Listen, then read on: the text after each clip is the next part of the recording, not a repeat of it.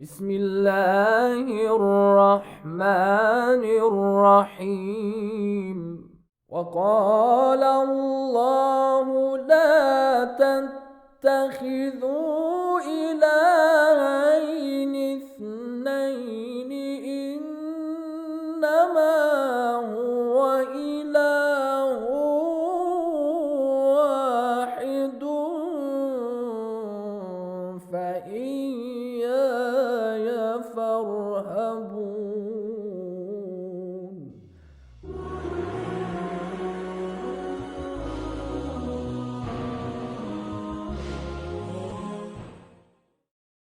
اعوذ باللہ من الشیطان الرجیم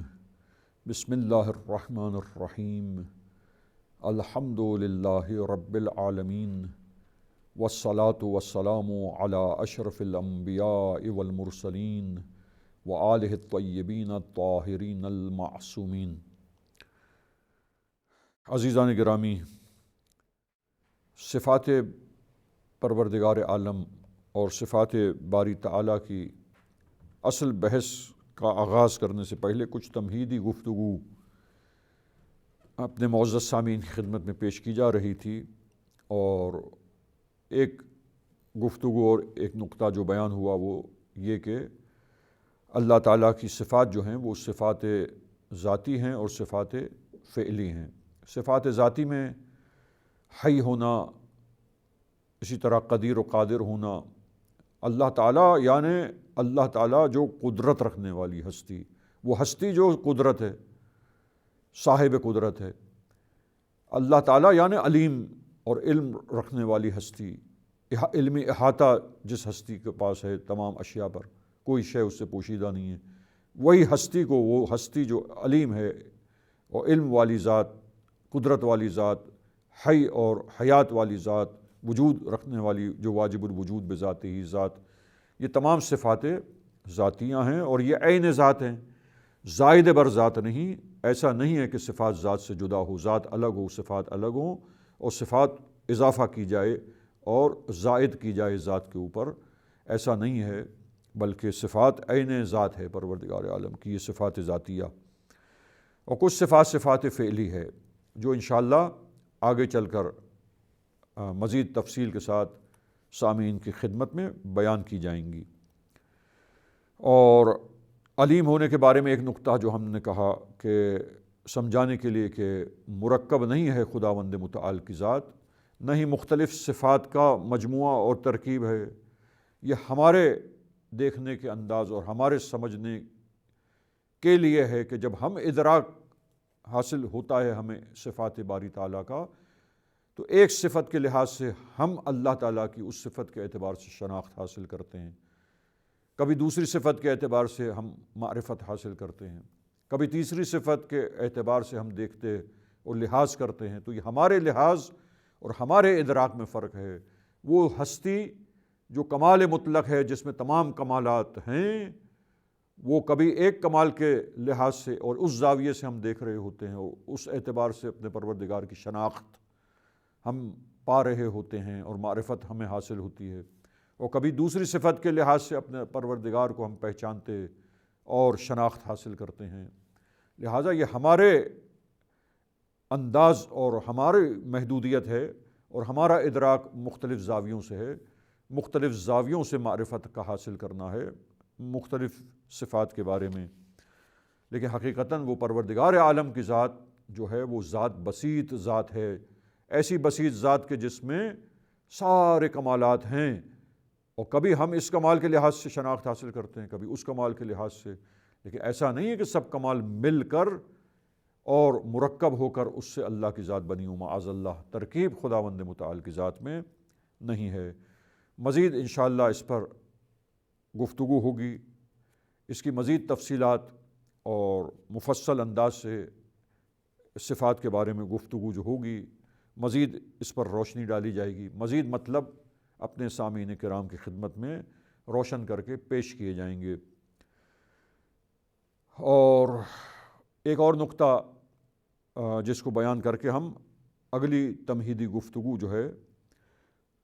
اس کی طرف آگے بڑھیں، اور وہ نقطہ دوبارہ دہرانا اور سامعین کرام کی خدمت میں پیش اس لیے کرتا ہوں کہ یہ مطلب اچھے طریقے سے ذہنوں میں محفوظ ہو جائیں، دہرائے جاتے ہیں تاکہ اہم مطالب ہیں، دہرائے جائیں گے تو آگے چل کر جو صفات کا بیان آئے گا وہ سامعین کرام کے لیے اور واضح طریقے سے، بہتر طریقے سے روشن ہو جائے گا۔ اور جیسے صفت زائد بر ذات نہیں ہے اور صفت اور موصوف ایک ہی ہیں، اس کے لیے ہم نے عالم اور معلوم انسان کی بھی مثال دی کہ انسان کا اپنی ذات کے بارے میں علم جو ہے، اپنی ذات کے بارے میں، اپنے وجود کے بارے میں علم جو ہے، وہاں پہ عالم بھی وہی ہوتا ہے، معلوم بھی وہی ہوتا ہے۔ پس یہاں پر عالم اور معلوم الگ الگ دو چیزیں نہیں ہے، لہٰذا کیسے ایک ہی چیز ہے، اسی طریقے سے یہ اللہ کی صفات جو ہیں اس میں موصوف اور صفت علیحدہ علیحدہ چیزیں نہیں ہے۔ انشاءاللہ یہ اسی حد تک سامعین اپنے ذہن میں رکھیں، اور پھر ہم اگلے نقطے کو بیان کرتے ہیں۔ یہ نکات سامعین کرام کے ذہن میں محفوظ رہیں گے تو انشاءاللہ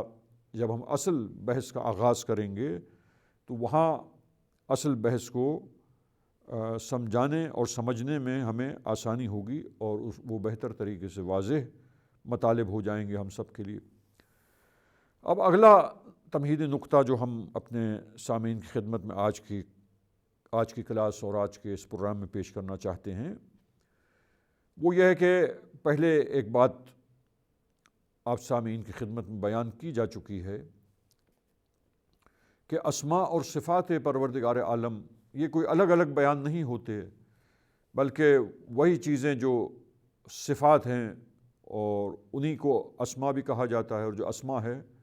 انہی کو صفت بھی کہا جاتا ہے۔ پس اسماء و صفات سب کو ایک ساتھ بیان کر کہا جاتا ہے کہ یہ اللہ کے نام ہیں، اچھے اچھے نام جو بیان ہوئے ہیں۔ لہٰذا اب ایک بحث جو ہے عقائد کے اسکالرز نے، علم کلام کے علماء اور ماہرین علم کلام نے بیان کی ہے، اور وہ یہ ہے کہ اللہ تعالیٰ کی صفات جب بیان انسان کرے اور تعریف کرے اللہ تعالیٰ کی، یا اللہ تعالیٰ کے لیے جو اسم ہیں، وہ اسم جو اللہ تعالیٰ کے ہیں، جو صفات پروردگار عالم کی ہے، یہ توقیفی ہیں یا نہیں توقیفی نہیں ہیں۔ اب یعنی کیا توقیفی ہیں؟ توقیفی یعنی موقوف ہیں اس پر کہ قرآن مجید میں بیان ہوئے ہوں، اور روایات جو معصومین علیہم السلام کی ہیں، ان روایات میں اور ان کی دعاؤں میں جو اسماء اور جو صفات بیان ہوئے ہیں وہی اللہ کے اسماء ہیں، وہی نام ہیں اللہ کے، وہی صفات ہے پروردگار عالم کی، توقیفی ہیں، یعنی اللہ تعالیٰ کی صفات وہی ہیں جو قرآن میں اور معتبر اور مستند احادیث میں معصومین علیہم السلام کی احادیث میں جو صفات آئی ہیں اور بیان ہوئی ہیں، جو اسماء ذکر کیے گئے ہیں،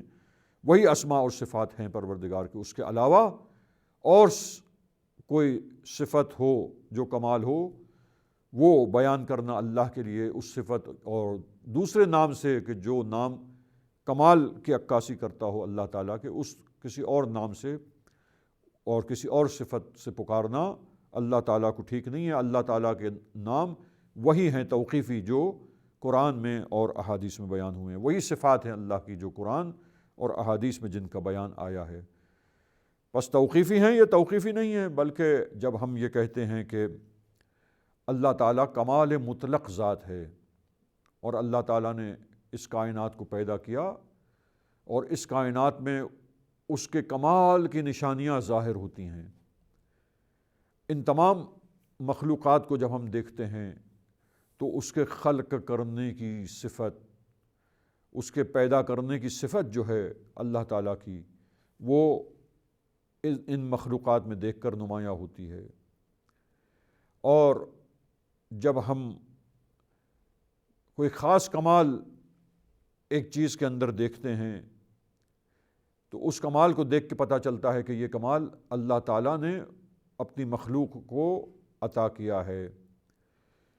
مثال کے طور پر فرض کیجئے انسان جو ہے وہ میز بناتا ہے، ٹیبل بناتا ہے، جی چیئر کرسی کو بناتا ہے، کارپینٹر میز بھی بناتا ہے، کرسی بھی بناتا ہے لکڑی کی، جی یہ شیشے کی جو ہے وہ بھی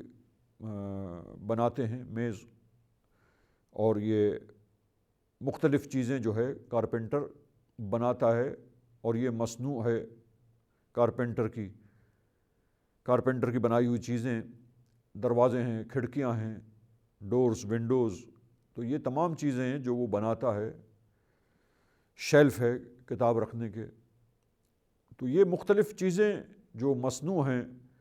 اور یہ صنعت جو کارپینٹر خلق کرتا ہے اور پیدا کرتا ہے، ان چیزوں کو بناتا ہے، تو یہ بنانے کی طاقت اور بنانے کی صلاحیت پس اس خالق نے، جو کائنات کا خالق اور خلق کرنے والا ہے، اس پروردگار نے اپنی مشیت سے اور اپنی مرضی سے، اپنی رضا سے، اور اللہ تعالیٰ نے اس انسان کو جو کارپینٹر ہے یہ صلاحیت اور یہ طاقت عطا کی کہ وہ خلق کر سکے۔ لہٰذا انسان کی جو بھی مصنوع آپ اٹھائیے، بس انسان ایک ایسی مخلوق ہے کہ جس کو خالق نے ایسا پیدا کیا اور صلاحیت دی ہے اور طاقت دی ہے اللہ نے، کہ وہ اللہ تعالیٰ کی عطا کردہ طاقت سے، جو اللہ نے اسے دی ہے، اس طاقت سے بنا سکتا ہے چیزوں کو، جو استعداد اللہ نے طاقت اور صلاحیت اسے دی ہے۔ لہٰذا انسانوں میں خلق کرنے اور سن کرنے اور پیدا کرنے کی چیزوں کو، مختلف چیزیں بنانے کی جو صلاحیت ہے، جو استعداد ہے، جو طاقت اور قوت اللہ نے اسے عطا کی ہے، تو اب آپ دیکھیے کہ ان کے خلق کی صلاحیت کو دیکھ کر، خلق کرنے کے کام کو دیکھ کر، انسانوں میں جو بناتے ہیں چیزوں کو، مصنوعات کو پیش کرتے ہیں بنا کر، تو اس کو دیکھ کر پتہ چلتا ہے کہ پس وہ خالق کائنات جس نے پورے کائنات کو، پورے عالم کو، پوری اس کائنات کو، کائنات کی تمام اشیاء کو خلق کیا اور پیدا کیا ہے، اس نے ہر شے میں ایک صلاحیت اور قدرت عطا کی ہے، بس اس صلاحیت و قدرت کے مطابق اس سے کام ظاہر ہوتے ہیں، اس چیز سے، جیسے انسانوں سے مختلف مصنوعات بنانے کا کام۔ لہٰذا وہ کمال مطلق ذات انسان کو یہ بنانے کا کمال عطا کرنے والی ہے۔ تو اس سے پتہ چلتا ہے مخلوقات میں یہ نشانیاں دیکھ کر کہ وہ کمال مطلق ذات ہے جو الگ الگ کمال مختلف اشیاء کو عطا کرتی ہے۔ تو ان اشیاء میں جتنے کمالات ہیں، بس یہ کمال اس اللہ تعالیٰ کی ذات میں ہے، ایک خاص انداز سے ہم تشبیہ نہیں دیتے، لیکن وہ کمال اللہ تعالیٰ کی ذات میں ہے کہ اللہ نے وہ کمالات انسانوں کو اور تمام اشیاء کو صلاحیتیں عطا کی ہیں، طاقت عطا کی ہے کہ اس سے مختلف چیزیں ظاہر ہوں، مختلف کام ظاہر ہوں۔ تو وہ تمام کمالات جو مختلف اشیاء میں ہیں، ان کمالات کو دیکھ کر پتہ چلتا ہے کہ وہ معطی کمال ہے۔ یہ کمالات عطا کرنے والی ذات کون ہے؟ وہ کمال مطلق ذات ہے، وہ واجب الوجود بذاتہ لذاتہ، جس نے تمام اشیاء کو پیدا کیا، پیدا کرنے کے بعد یہ صلاحیتیں دی ہیں اور یہ کمال ان مخلوقات کو عطا کیا۔ تو وہ کمال والی ذات ہے، لہٰذا کمال عطا کرتی ہے۔ لہٰذا کمالات جو ہے ان کو دیکھ کر وہ کمال مطلق ذات کو، جب اللہ تعالیٰ کے کمال مطلق ہونے کو انسان اور اس صفات کا اندازہ کرتا ہے کہ اللہ تعالیٰ انسان کو اس طرح بناتا ہے کہ انسان جود و سخا کرے، لہٰذا یہ کمال اللہ نے انسان کو عطا کیا ہے کہ وہ جود و سخا کر سکے۔ یہ اللہ نے کمال انسان کو عطا کیا ہے کہ وہ تکلم کر سکے، لہٰذا وہ کمال مطلق ذات یہ کمالات دیتی ہے۔ بس یہ ایک نشانیاں ہیں، یہ ایک جھلک ہے۔ بس ان نشانیوں کو، ان کمالات کو دیکھ کر اس کمال مطلق کے کمالات کو انسان جو ہے وہ پہچانتا ہے۔ ہم تشبیہ نہیں دیتے، غلط فہمی ذہن میں پیدا نہ ہو، یہ سوال نہ ہو کہ یہاں ہم اللہ تعالیٰ کی صفات کو تشبیہ دیتے ہوئے سمجھتے ہیں، نہیں، ہم اس کے کمال مطلق ہونے کو اور کمالات کو جب شناخت حاصل ہوتی ہمیں ان کمالات کی، تو اب گفتگو علماء کلام نے یہ کی ہے کہ اس میں دو نظریے ہیں کہ اسماء اور جو صفات اور جو اللہ کے نام ہیں وہ توقیفی ہیں کہ جو قرآن میں اور احادیث میں بیان ہوئے ہیں، معتبر احادیث میں، صرف انہی سے اللہ کو پکارا جائے اور انہی صفات کو انسان بیان کر سکتا ہے، تعریف کرتے ہوئے اللہ تعالیٰ کی، مناجات کرتے ہوئے، دعا کرتے ہوئے،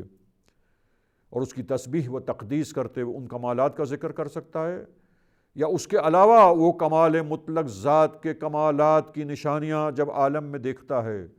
اس کی بنائی ہوئی مخلوقات میں دیکھتا ہے، تو وہ کمال کا جو کمال مطلق ذات کے کمالات کا جب انسان ادراک کرتا ہے، تو وہ دیگر کمالات کے ذریعے بھی کہ جو احادیث اور میں یا قرآن میں بیان نہیں ہوئے ہیں، ان کمالات کے ادراک کے بعد اور اس کی شناخت کے بعد بھی جو نشانیاں اور آیتیں مخلوقات میں دکھائی دیتی ہیں اور ظاہر ہوتی ہیں، پس وہ کمال مطلق ذات کے کمال کو اور کسی صفت کو، صفت کمالی کو جب انسان ادراک کرے اور شناخت حاصل کرے، تو اس صفت کے ذریعے بھی اللہ کی توصیف کر سکتا ہے، اس کمال کا ذکر بھی کر سکتا ہے، اس کمال کے ذکر کرنے کے ساتھ اللہ کی تعریف کر سکتا ہے، اور اللہ سے دعا کرتے ہوئے اس کمال کو ذکر کرتے ہوئے اللہ کو پکار سکتا ہے۔ تو یہاں پر دو نظریات ہیں، اور ایک گروہ جو ہے وہ کہتا ہے کہ یہ اسماء و صفات توقیفی ہیں، جو احادیث میں اور قرآن مجید میں بیان ہوئے ہیں، بس انہی کو جو ہے وہ انسان جو ہے وہ توصیف کے مقام میں بیان کر سکتا ہے، تعریف کے مقام میں بیان کر سکتا ہے،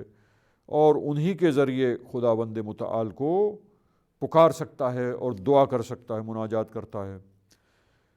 اور دوسرا نظریہ اور دوسرا عقیدہ اس سلسلے میں یہ ہے کہ وہ چونکہ کمال مطلق ذات ہے، لہٰذا